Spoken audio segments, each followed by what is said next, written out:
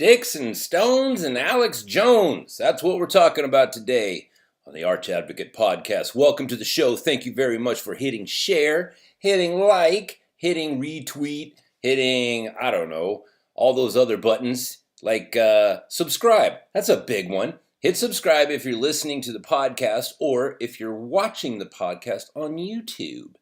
Those things help the algorithm, man. And before I get deplatformed, I would like to know, how many people are listening in. That's what it does for me. And then I can go to people like Dollar Shave Club and say, hey, let me sell some razor blades to my listenership. Anyways, so we all heard Alex Jones got shut down by Facebook, by Apple, because there's iTunes, and Spotify, and YouTube.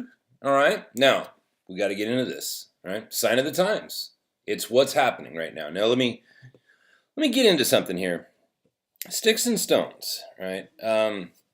There's an old saying in when you go to seminary. Right, and you have to learn Greek, and you have to learn Latin, and you have to learn Hebrew. Right, if you want to read the Bible in its original language. And there's a saying about the Latin language. Latin's very difficult. And it goes like this. Latin is a language dead as dead can be.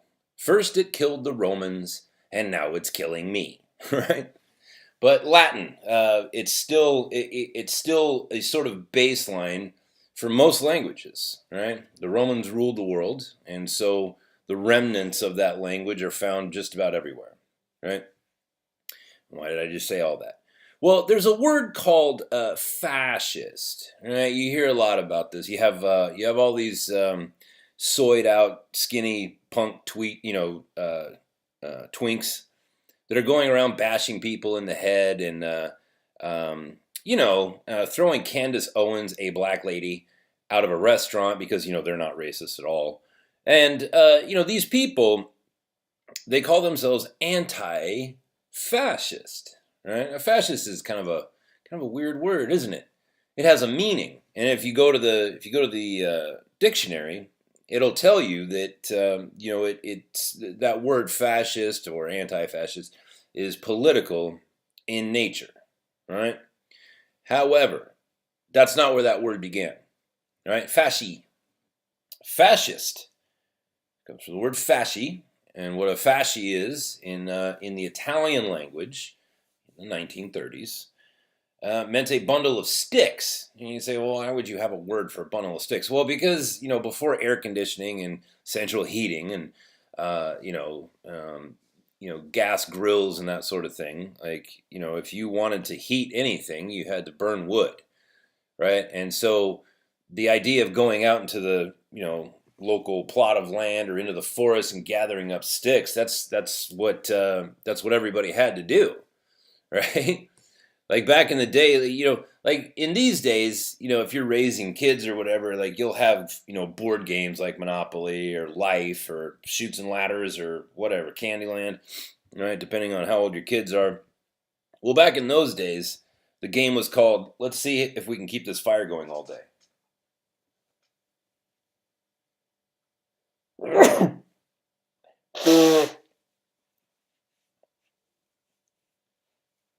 Right? And so you would, back then you'd go out and you'd put a big old, bushel of sticks together and tie them up, put them on your back and carry them back home. You'd have to carry as much as your body could handle, right? And even to this day, I'm in the Macedonian Alps right now, and I can see people doing exactly that, walking around with big bundles of just whatever on their back, and a lot of times it's sticks. That's what a fasci is. It's a bundle of sticks, right? It's also where the word, as that word, spread out and, got mutated into different languages. The English word for fasci is fagot. That's where we get the word faggot from. It means a burden that you have to carry, a burden of sticks, a bundle of sticks that you would have to carry, and it's uncomfortable and whatever. That's where that word comes from.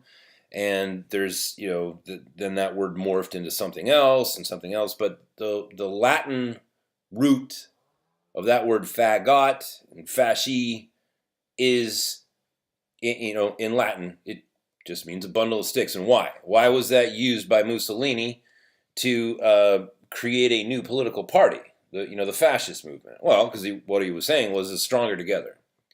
Stronger together. Wasn't there somebody recently who said that?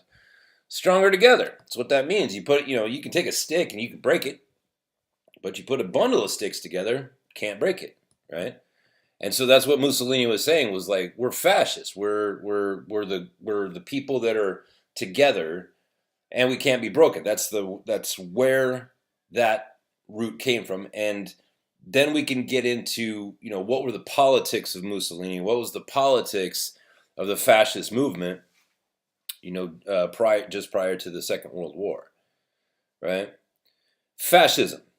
What is it? Other than being a bundle of sticks or being, coming with that idea of being stronger together. Like, what is it? Or what are their behaviors? Things like silencing other people's voices, silencing dissent. Like, that was part of, the government operations of the fascist movement. It's like, well, we have to, silence people who say bad things about us, and we have to, whatever. Like, there were plans in place to maintain political power, right, of the fascist movement. You understand? You follow me so far? Now think about this. Like, okay, we're going to talk about Alex Jones and what happened and its significance. Now look, I'm going to attack this from both sides, all right? First, I'm going to be against it, and then I'll be for it, right? Well, not for it, but let's look at this in as many possible ways as we can, all right? So let's start off at the beginning, free speech, right? That's what this whole thing comes down to, is free speech. Now, we have free speech in this country, and every other nation that says that they are free will say that they have free speech, right? If you went to I don't know, communist China, they would probably also say, oh yeah, we have free speech. You're free to only say good things about your political leaders, right? But we have unabridged free speech, and what's more than that is we understand why. There's the letter of the law, and then there's the spirit of the law, right?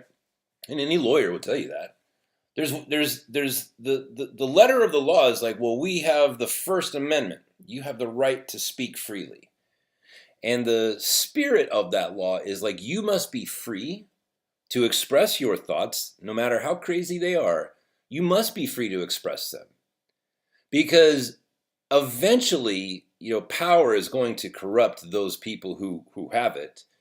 And the collective, the citizenry has to be able to speak up against that if we're going to progress as a people. That's the spirit of the law. Now, there's been some things that have been put around that, like, well, you cannot call for violence in a specific manner. You know what I mean? Like, you can say things like, look, there's war coming. You need to arm yourself. Get ready. Get trained. Be proficient in weaponry. Make sure you have enough water to last you, I don't know, at least a week. That sort of thing. And beware of people wearing masks coming to your door. And if you see them, you're going to have to approach them with extreme prejudice, because they're not there to tell you the good news of, I don't know, Jehovah's Witnesses or Mormons or whatever. Like, they're there to kill you, and you need to beat them to the punch, right? You can say that, but what you cannot say is like, hey, there's this one guy, and his name is Fred, right? And he's a Antifa guy, and he lives at such and such and such of address. We need to go to his house and kill him. You cannot do that, right? That's inciting violence, and you cannot do that, right? Unless, of course, you are, who was it? Who was the Attorney General? Janet Reno, calling for the death of all those people down in Waco, Texas, right? Well, unless you're her, like, you don't have the right to do that. Just a whole nother podcast. We'll maybe someday we'll get to that one, right? like what actually happened in the inner workings of politics that affected Waco. But fascism, right? When people are working together to silence people's voices, that's fascism. That's those people are stronger together and they are moving to silence people. Now look, let's talk about Alex Jones. Now I don't know where you come down on Alex Jones because I have never once in all of the conversations that I've had with my listenership, I've never once, I don't think I've ever had any sort of in-depth conversation about Alex Jones. Look, if we're all honest, we know that Alex Jones gets carried away, right? He is a bombastic personality for sure, right? And sometimes he lets the reins go a little too much, right? He had very what's the word I'm looking for? He got his toe very close to the line in threatening Ben Shapiro. Right? Ben Shapiro's yesterday's show had the actual broadcast when Alex Jones was getting dangerously close to calling for violence against Ben Shapiro, a 5'7" Jewish guy. I think he's 5'7". He's short, he's typical Jewish guy, short, right? Almost called for violence. It's like, whoa, Alex, come on now, pull it back, like rein that in. You can't be saying stuff like that, brother. You shouldn't be saying stuff like that. And we have laws against like he didn't break the law, but man, he came dangerously close to it, right? So that's one thing. But the fact is that no matter what amount of crazy things Alex Jones says, he has to have the right to say it, right? He has to have the right to say it.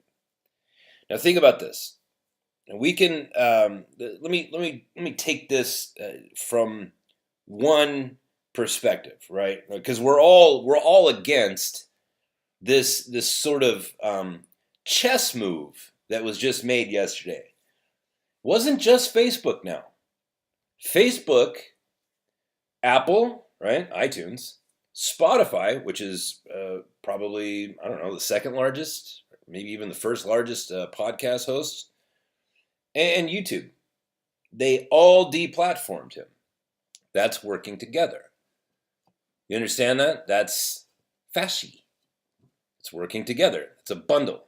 Stronger together, as Hillary Clinton said. Stronger together. Was it Hillary or was it Bernie? I don't know. But that's fascism. But you might be thinking like, well, yeah, this is bad. We need to take up arms. Hold on. Let's look at this from a different perspective. Just really quick. Because the first thing is going to be is like, well, did they break the law? Did they? Did they break the law? Because if you talk to, like if we had listener Sam on the show, he would tell you, probably, they're private companies. They can do whatever they want to do. They can deplatform anybody they don't want on their platform, right? And unfortunately, he would be right. That would be right. And you can say, well, we have FCC, guidelines or whatever. Hold on. Think about this for a second. Just to try to, push you off your center and get you off balance. All right, let me give you an argument. All right, so I wanted to prep you for this. What if Planned Parenthood went to Fox News, said, we want to run commercials on every commercial break on the Tucker Carlson, Laura Ingraham, and Sean Hannity show, right? So that's 3 hours of primetime media. And we want to run a spot as Planned Parenthood every single commercial break. And money is no object. We can spend this because we're getting all these free dollars from the taxpayer. Money's no object. We can pay for this, right? Now, so think about this. Representative from Planned Parenthood is sitting down with Rupert Murdoch and saying, listen, tell me how much it costs. We're going to do this. I ask you, does Fox News have the right to say, no, we don't want you on our platform? Right? Do they have the right to do that? You could say, well, they have the moral obligation. Hold on. We're talking about law. Is Fox News protected by law from saying we don't want Planned Parenthood running advertisements on our show? We don't want Al Jazeera running advertisements on our platform. We don't want their message getting out. Do they have the right to do that? And the answer is yes. Yes, they do. Absolutely. And we have to protect that because Fox News and Sky News and, which is it's the English version of Fox News, these companies have the same rights as CNN and MSNBC and whatever. They don't have to do anything they don't want to do.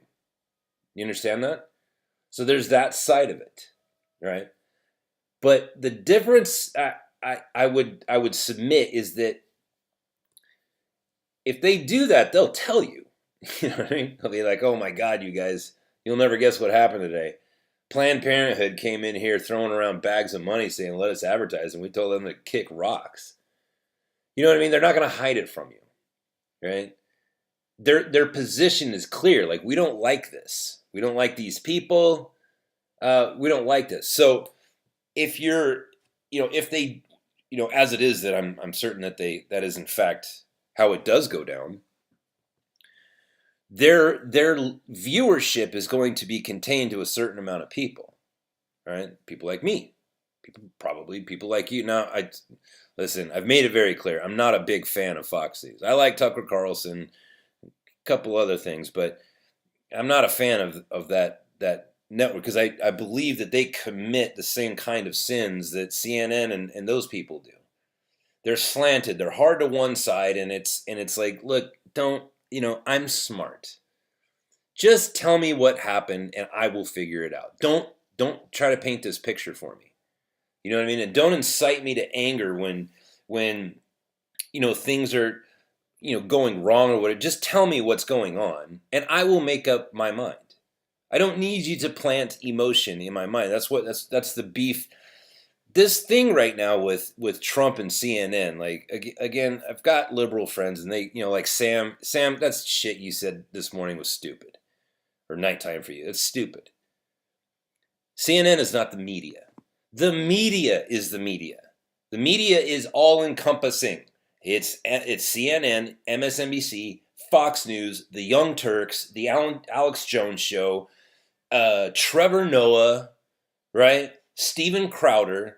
It's all media.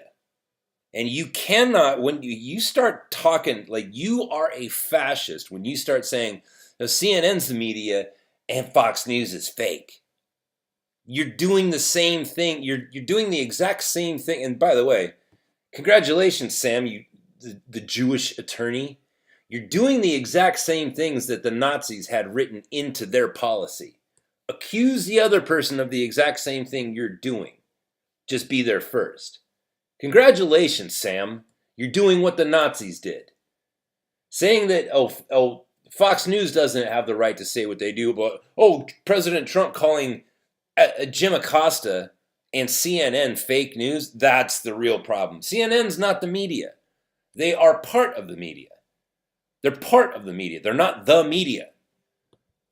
So when Donald Trump gets out there and says CNN's fake news, and I'm this close to pulling Jim Acosta's card to the White House press room, that's not an attack on the media. That's an attack on one guy and one business.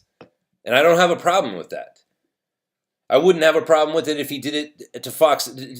Let's say if he started doing that to, I don't know, Sean Hannity, which wouldn't happen because they're friends. But like if he did that, I wouldn't have a problem with it because I've seen Sean Hannity say things that turned out to not be true.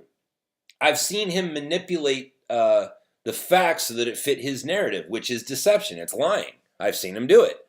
So if all of a sudden Donald Trump started calling him out on his BS, I would have no problem with that. And I would not see that as an attack on the media. What I do see as an attack on the media is when the four biggest platforms for social media all silence one voice. And then they're not clear as to why they did it, right? And I would have to see something. I would have to see a clip or an audio clip of Alex Jones actually calling for violence. Because then you would have an actual legal case. Because that's against the law in this country. But going back to the argument of like, well, these are private companies. Okay, all right. So then you don't have a problem with, so, dear liberal, you're saying that since they are private companies and they can do whatever they want, then you don't have a problem with Fox News doing what they do. Oh, see? Yeah, it doesn't work. It doesn't feel very good when your BS is turned on you. You may not like Alex Jones, but are you going to sit there and say the Young Turks are better? That they're honest? You mean to tell me that you can't see anything going on at CNN where you're like, come on, that's just dishonest. What are you doing? That's dishonest. You're in the media. You are to be held to a higher standard. You can't see any of that.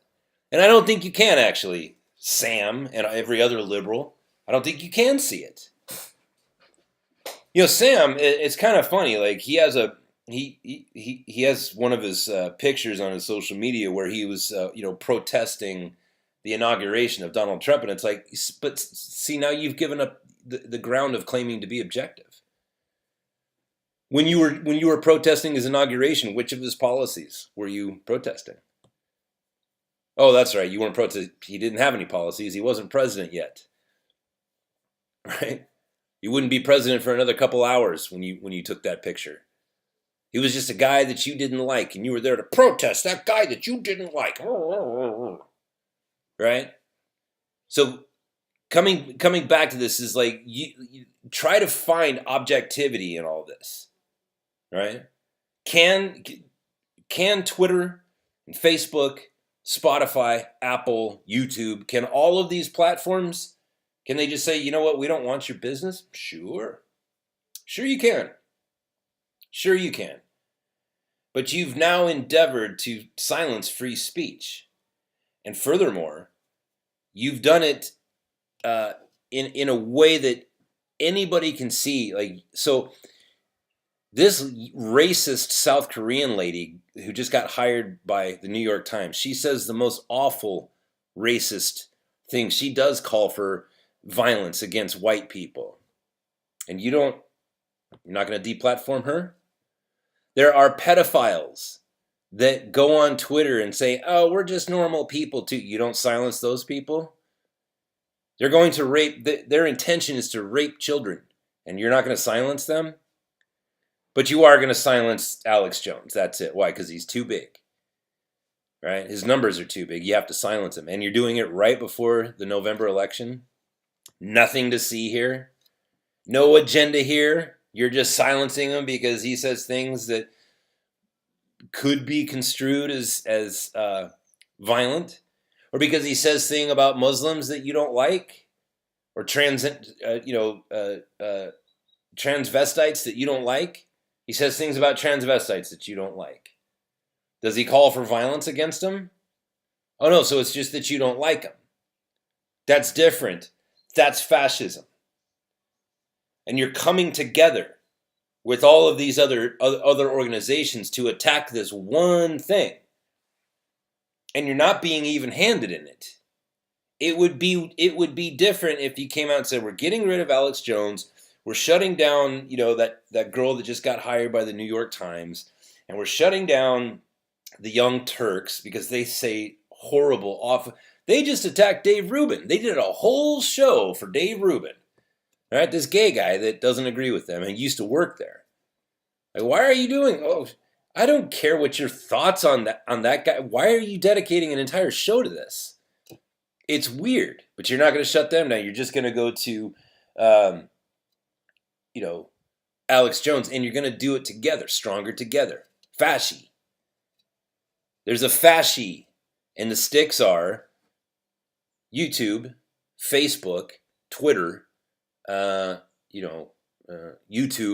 and iTunes. Stronger together. And this is a sign of things to come. And I did a whole show on this. You need to listen. Like, if you're still listening, man, 25 minutes into it, thanks for sticking around. You need to be aware of this. you need to keep an eye on this because there is more to come. And I said this, last month? I did a whole show on this, the twitpocalypse, right? Twitter is shutting down all these conservative pages. And what does the left say? It's like, oh, no, they said they were just shutting down, you know, pages that they thought were bots, that they weren't actual real people. It's like, so wait a minute. So this thing might be happening, and Twitter comes out and gives you a reason. They give you an excuse. And you just say, oh, well, I guess it's okay then, since Twitter said they weren't doing anything wrong. I guess they're not doing anything wrong. That's just like when with Hillary Clinton in Benghazi. The left, you people are crazy. It's like, oh, well, she said she didn't do it, therefore she didn't do it. You dumbass, like she is the accused. Right? You can't. Sometimes I think I'm losing my mind. It's like, what? You don't have any questions. You don't have any questions about this, right? You have no objectivity. You have no problem with silencing voices. And see, this is another thing. These liberals, like they don't quite understand. Like, okay, you do this, and this will come back to haunt you, and it won't be long. How long is it going to be until the guy who owns Gab AI spends some money and makes his platform decent? I have Gab AI, and I know a lot of you do too, but come on, let's face it. It's not as cool as Twitter. It's not as cool as Facebook, right? It's not as interactive. It's not, it's not as visible. Like there's a lot of things that need to be improved on it, and that guy needs to spend a lot of money and or whatever it is that he needs to hire the right people and make that a viable competitor. There's other people who are going to start social media pages who are going to be like, you guys can come here and say whatever you want. And the only people that we're going to silence are pedophiles and actual Nazis who actually have, swastikas and, they want to exterminate the Jews and whatever. Those are the only people we're going to get rid of. Right? People who are actually disgusting people. Right? And then those competitors, they'll win. Because the free market always wins. It always wins. When you start telling people like we're not going to serve your kind here, that's why Mississippi is the poorest state in the union. Because there's still actual racism down there, like real live racism, not the fake crap you hear about on TV, but the real kind. It's because those people don't do business together. And therefore everybody's poor. It's the same thing in social media. It's like when we see these things, even leftists are going to look at that and be like, okay, well, how long until this bites us in the ass? Well, the answer is, as soon as the free market allows for Gab AI to get their act together, or other Steam it, right? Steam, otherwise known as DTube. Like when these other platforms wake up and realize that there's a huge demand for a platform that practices free speech, they're going to win. Because people want to be free. People understand that these 4 or 5 companies coming together to silence one voice, that is fascism. It's fasci. Right? It's fasci. It's a group. It's a bundle of people. Sticks and stones, people. They're the sticks, and we are the stones. Right? The 5 smooth stones that David pulled from the river. Talked about this before, man. And I'm sorry for, mixing these two concepts together, but it's like, look, David pulled 5 smooth stones from the river that day, not because he was planning on missing. It was because Goliath had 4 brothers. King David was going out to slay 5 people. That's why he picked up 5 smooth stones. They're the sticks, they are the fasci, and we are the stones. Sticks and stones, people. Think about it. It's deep. Now look, this isn't the only place where we're seeing this fascism. We're also seeing it in I kind of want to spend more time talking about how ridiculous it is that leftists are now saying like, oh, Donald Trump is violating the freedom of speech by picking on the media. When you say things like that, you lose people. 'Cause it's just like when you say, well, science says, right? Science says global warming isn't even an argument anymore. It's like, oh, really? Science says that? Can I have the phone number for science? Let me call science and hear them say that. You retard. You can say scientists, plural, and then I'm going to ask you for a list of who it is that you're talking about. You can say a scientist and say his name or her name.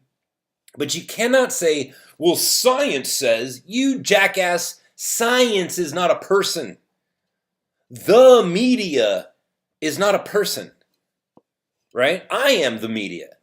Me with my little podcast and my little tiny YouTube show, I am the media, right? That's what you're saying. So if you say something bad against me, are you attacking the media? No. Oh, really? Did you just put that together in your mind just now, dum-dum? I am a part of the media. Very small part. Tim Pool is an actual journalist. Very small part of the media. That guy doesn't have nearly the following that he should, in my humble opinion, and this correspondent's opinion. Right? Tim Pool is not the media. He's part of the media. Jim Acosta is not the media. CNN is not the media. Right?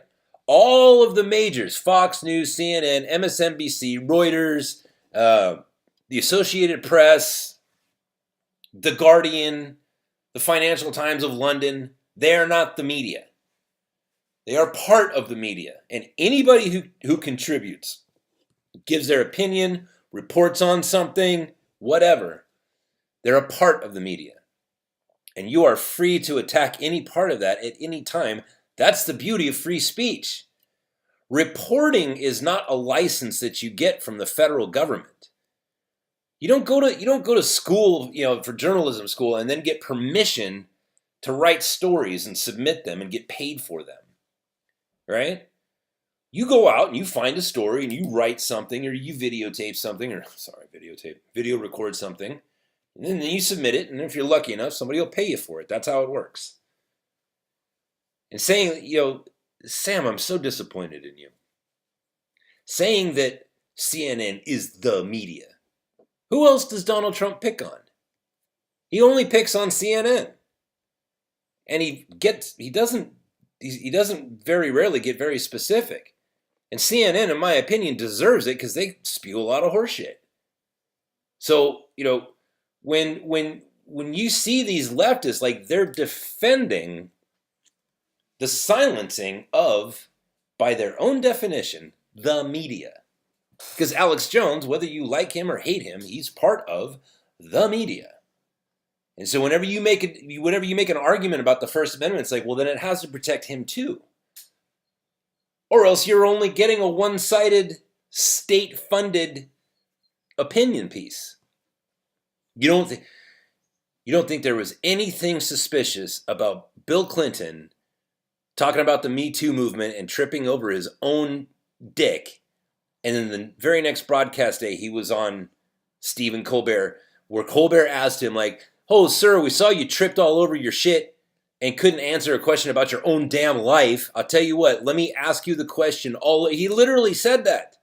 How about we ask you that question again so that you can answer it the way that you would have preferred to have answered it? It's like, what? No problem, nothing to see here? You don't think that there was any sort of conspiring going on there? You don't think that is an inappropriate amount of power to have, to be able to call up whoever it is, NBC or whoever, and say, listen, we need to have our guy in front of Stephen Colbert the very next time you guys record. I don't care if Tom Cruise is your next guest, bump him. We need to get Bill Clinton in there so that he can answer, so that he can clean up this mess that he just made. You don't have any problem with that? The media? The media. My ass. Sargon of Akkad. All right, and I'm sorry, I never try to memorize his actual name. I think it's Brian. Good dude.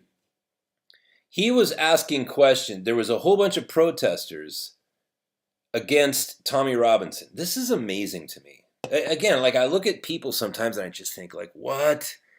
What's happening here? So there's all these people that were protesting Tommy Robinson right after he got out of prison. It's like, and it was like, end racism now or whatever. It's like, wait. So this guy's a racist. You people are having acid splashed in your face. And the people who are doing the splashing, they all belong to one particular religion. They all have something in common when it comes to how long they've been in your country and how they got to your country. They all have something in common about like how they feel about your country. You're going to say that standing up and pointing those things out is racism? Huh? Is Islamophobia? Have you lost your mind? Pointing out observable facts, that's racism now. Okay, well, I'm against you then. I am against you. Right? Before you start bitching and moaning, oh, you're Islam. Dude, I have Muslim friends, and they're real ones. Like, they're real Muslims, like from Saudi Arabia, from Jordan, from Turkey. They're friends of mine, and I love those guys. And at the same time, I can say, listen, Islam has some crazy crap in it. And I'm gonna quote an imam here, like, unless Islam goes through a reformation, times are going to be crazy. You know what I mean? Islam is going through right now a transition where they're drawing down a lot of heat on themselves. And there's a lot of Muslims out there that are trying to get other Muslims to be like, look, we have to reform this. We can't have child marriages, and we can't have, attacks on people who don't want to be Muslims. We can't do that. That's untenable. We can't do this. Right? Tommy Robinson stands up and points it out and says, hey, look, these people hate us. They don't belong in this country. Tommy Robinson has friends that are Muslims, but they're not the splash you in the face with acid kind of Muslims. They're the just mind their own business, go to work, 5 days a week Muslims. Right? He's standing up and he's saying, listen, we've got way too many people in our country who hate us, and we need to get rid of them. And you're going to say that that's racism? So there's this whole protest, and Sargon of Akkad goes out there, and he's just asking people like, hey, what are you protesting? And the police show up. Now we have a problem with government, right? Representatives of the local government showed up and told him that he did not have the right to ask people questions. Great Britain is a country that boasts that they are free. It's no coincidence that freedom of speech is our first amendment, right, in our Bill of Rights. It's not a coincidence. Keep in mind that those people who wrote the Declaration of Independence and who wrote the Bill of Rights, they were all born British. They were born in the British colonies. They were beholden to the crown. They were British people. And Great Britain, man, you people need to arm yourself, number one. I know that you don't have the right to own firearms because you let your government take that away from you. You need to arm yourselves because there's some bad stuff coming your way. Just like in the United States. The thing is that we're already armed. Not to a great enough extent, in my opinion, but they took Sargon of Akkad. The police showed up and said, you do not have the right to ask people questions. You don't have the freedom to speak here. That's dangerous. It's a dangerous precedent. It's a precedent also that can be turned against you very quickly, right? A mood shift, a shift in political power. It doesn't take much. You can see it. You can see it over and over again. I've said this before, like the Democrats, they changed the filibuster rule, and there were Democrats saying, listen, you guys, this is going to bite us in the ass. We're not going to be in power forever. And when we're not, the Republicans are going to use this against us. And they were like, oh no, let's fix it. Dumbasses, man. You're not thinking ahead. You're not thinking of the consequences. You're just thinking about right now. You're thinking in terms of immediate gratification. You want to change the filibuster rule so that you can, so that you can put in people in place where you want them. But as soon as the other people get back in power, they're just going to use the changes that you made against you. You're not thinking very clearly. You sit there and, these leftists, you're sitting there laughing right now, laughing that Alex Jones got deplatformed. The joke will be on you. You laugh it up, fuzzball. Laugh it up all you want. The joke will be on you. These things always, always, always come back around. So enjoy yourself. You think that Alex Jones is going to get less viewership? Do you think that by deplatforming him... Okay, let me ask you this. The Alex Jones show is now not as accessible, not nearly as accessible as it was yesterday, right? You can't listen to his show on YouTube, iTunes, Spotify. You can't get a link to it through Facebook or Twitter. Good for you. Good for you. It reminds me of a story.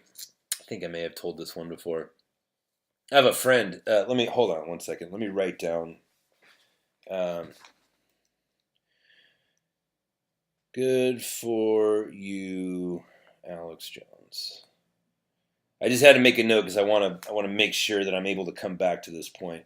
Good for you. You won. You beat Alex Jones. Good for you. Let me tell you a little story about a man named Greg, who in my town was like the most feared street fighter. You wouldn't know it by looking at him. He was probably 5'10", skinny, but he was the wrestling champion, right? He liked to fight, but he was a very calm guy, very sweet, good Christian kid, and he was into as well as being a wrestler, he was way into jiu-jitsu. And he had just started getting sponsored by Tap Out. And he was driving to Los Angeles every other weekend and fighting in the octagon. This was in the late 90s, maybe early 2000s. He was long as, 20 years ago. But he was a brilliant fighter and good kid. And everybody feared and respected him. And I remember one day I was at church and he had taken one of the rooms and cleared out all the chairs, and there was a few of our other buddies that were there, and he was giving kind of a impromptu class on fighting, right?